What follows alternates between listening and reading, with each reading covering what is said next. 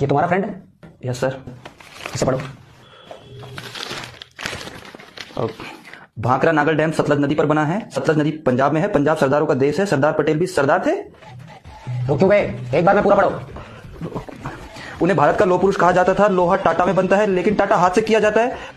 कानून के हाथ भी बड़े होते हैं। पंडित जवाहरलाल नेहरू खूब कानून जानते थे। उन्हें बच्चे चाचा नेहरू के नाम से पुकारते थे। चाचा नेहरू को गुलाब पसंद था। और गुलाब 3 किस्म के होते हैं, पीने वाला शरबत, खिलने वाला और गुलाबरी होता है। गुलाबरी बहुत मीठा होता है। मीठी तो चीनी भी है, और चीनी अक्सर चींटी खाती है, और हाथी को चींटी से सख्त नफरत है। लंदन का हाथी कुख्यात है। जर्मन का बार बहुत फेमस है। वार कई तरह के होते हैं, सोमवार, मंगलवार, बुधवार और वर्ल्डवार।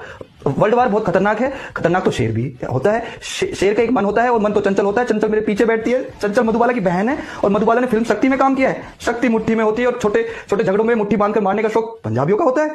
पंजाबी पंजाब में रहते हैं, और पंजाब में ये डैम है। तुमने कहा था इसे लिखने के लिए? Sorry sir. What sorry? Teacher comma में है जिसने कॉपी चेक की है।